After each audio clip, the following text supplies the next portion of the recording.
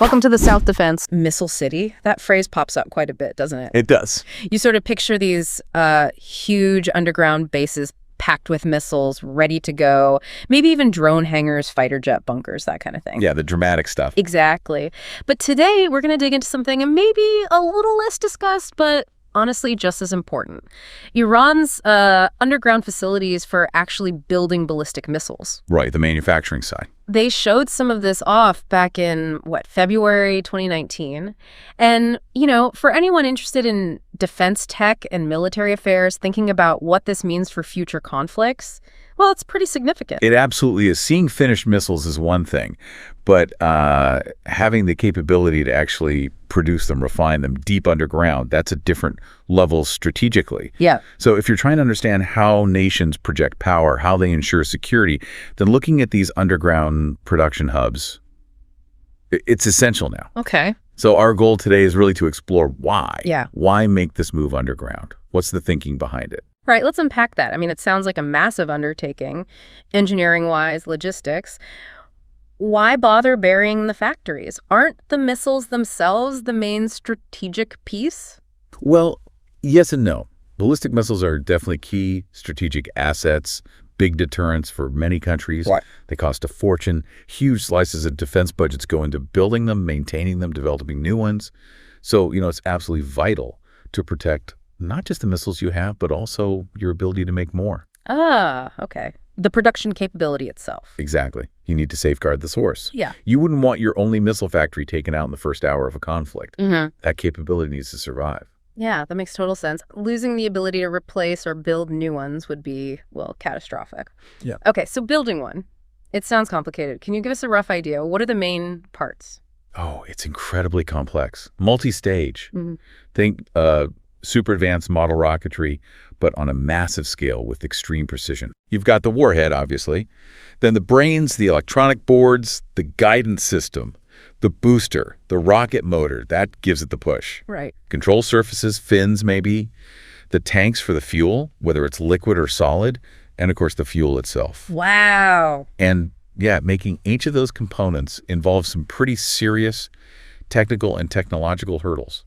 Advanced materials, precision engineering, the works. So before this big push underground, how did countries typically try to protect all these different manufacturing spots, assuming they weren't all in one place? Good point. Traditionally, it was about passive defense. Yeah. Spreading things out, basically. Don't put all your eggs in one basket. Exactly.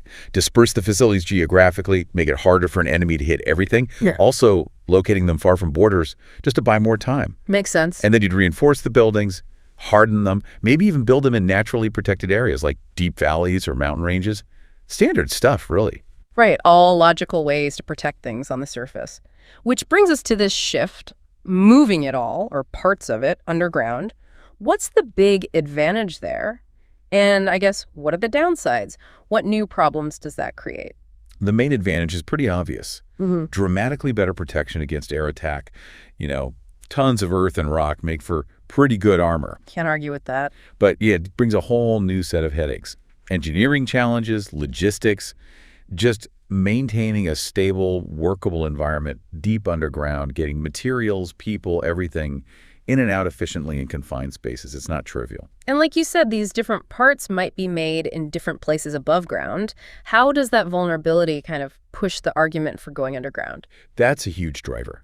Because that production chain is often so spread out. Think of it like building a car where the engine's made here, the wheels over there, the body somewhere else entirely. Right. If you take out just one critical link in that chain, maybe the place making the guidance computers or the solid fuel mixing plant, the whole system can just stop. The whole production line grinds to a halt. Exactly. So that interconnectedness, that dependency, it really highlights the risk of keeping everything on the surface, even if individual sites are well defended. It makes a resilient, survivable underground option look much more attractive. Okay, let's get into the nitty-gritty then. How feasible is it actually? Can you really build all these different complex parts underground? Let's start with the warhead. Yeah, this is interesting because it's not an all or nothing thing. Some stages of making a warhead fit underground better than others. Okay. Like the initial design work, simulations, that's all computer-based. Yeah. Easy to do securely underground. Right. Software. But then actually building the warhead casing, that often involves Big CNC machines for precise metal cutting, maybe casting processes. That's heavy equipment. Needs space, power, and crucially, really good ventilation for fumes and safety. That's harder underground. Big machinery, yeah. And injecting the explosives, you mentioned RDX, TNT, HMX, that needs extremely clean rooms. You can engineer those underground, sure. But again, ventilation and safety protocols become even more critical. Even making the fuses has its own specialized needs. So design is doable, maybe the final delicate assembly in clean rooms too. But the heavy metal work, maybe not so much. That seems to be the challenge, yeah. Now, what about the missile body itself? Yeah. And the propulsion, the rocket motors, those are big pieces. Bigger still, right. Yeah. Again, the computer design and analysis part, no problem underground. But building the body, if it's a traditional metal alloy body, the very first steps making the metal alloys, initial shaping that happens in big surface facilities like steel plants, you can't really bury a steel mill easily. Okay, sure. But the later stages, Right. joining the sections together, they use things like friction welding, specialized adhesives. That can be done underground. Okay. Painting, installing all the internal systems, the electronics, also feasible underground. Okay, so some parts yes, some parts no for metal bodies.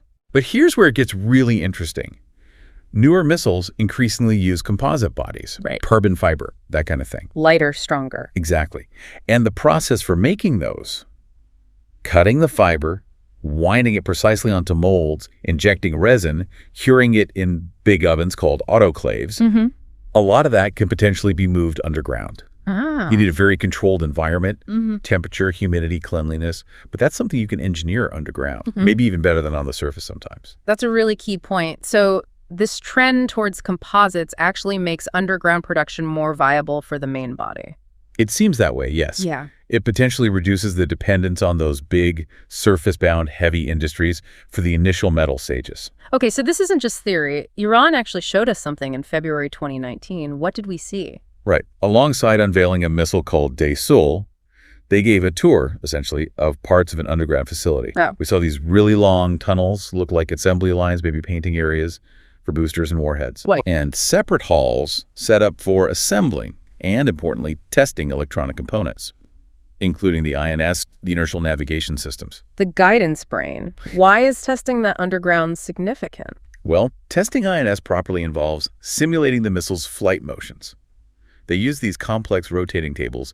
Doing that accurately, deep underground, it shows a high degree of technical capability and self-sufficiency. They're doing serious quality control in a hardened place. Okay. And there were other signs of active work, people soldering components, lots of missile shells, boosters at different stages of assembly, warhead casings too, which strongly suggests they were also handling the explosive filling process there. So it wasn't just storage. It looked like active production and assembly. It certainly seemed that way. It pointed towards a significant capacity to do the final critical steps underground. So let's put this all together. What's the big picture strategic impact of having these kinds of facilities? Well, the bottom line is it looks like Iran has successfully moved key testing and final assembly stages underground. And that drastically improves the survivability of a really vital part of their missile production cycle if there's an attack, even if surface facilities get hit. They can keep building. For a while, yes. These underground reserves of components, boosters, warheads, electronics could potentially let them sustain production, maybe replenish missile stocks for days, maybe longer, even under attack. It buys them resilience. And you mentioned the composite bodies making more of the process movable underground. Does that composite tech offer other advantages too, like for the missile's performance? And does that link back to why they double down on burying the production? That's a great question. Yes, composites often mean lighter missiles, which can translate to longer range or a bigger payload. So there's a performance incentive too. Right. And because, as we said, more of that composite manufacturing process can go underground, the cutting, winding, curing, you can see these facilities become even more self-contained, maybe handling a larger chunk of the whole process, from materials almost to finished missile, all protected underground. It creates a synergy, almost. It definitely feels like a reaction to perceived threats. I seem to remember reports, maybe a few years back, about Israeli strikes targeting Iranian missile-related sites. Does that fit this picture? It does seem to fit. You might be thinking of an operation sometimes called Days of Repentance. Reports, satellite imagery analysis afterwards, suggested that strikes hit facilities linked to making solid rocket fuel and also missile booster production or storage. Ah, okay. So, given that history, it seems very plausible that developing and expanding these underground sites is, at least partly, a direct answer. A way to make that production capability much harder to hit next time. A way to guarantee the program continues. Exactly. And we should probably expect to see more investment in hardening and burying these kinds of facilities. One last piece, then. The fuel. Solid fuel, liquid fuel. That stuff sounds hazardous. Can you really make that underground safely? That's definitely a tricky part. Producing fuel, especially solid fuel, involves things like large mixers, handling sensitive chemicals like oxidizers. Ammonium perchlorate is a common one. Doing that safely in a confined underground space presents real challenges. Yeah, sounds risky. It is. However, we do know they store some liquid fuel components in pressurized tanks inside those underground missile cities.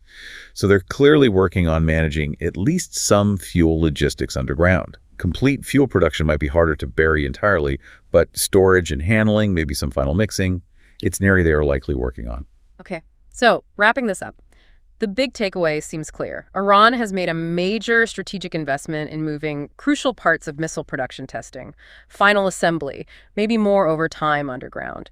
It boosts resilience significantly. That really is the core point. They're creating a hardened, survivable industrial capability to ensure they can maintain and likely expand their missile arsenal, even if circus sites are vulnerable. Which leaves us, and you listening, with a pretty big question to chew on. As this kind of deeply buried, hardened military infrastructure becomes more common, not just in Iran, but potentially elsewhere, how does that change things? How does it impact global strategic stability? The future of conflict. Think about detection, deterrence, escalation. What happens when a nation's key military capabilities disappear underground? It's complex and definitely something worth thinking about. Don't forget to hit subscribe if you want to stay ahead of the biggest shifts in aerospace, geopolitics, and defense innovation.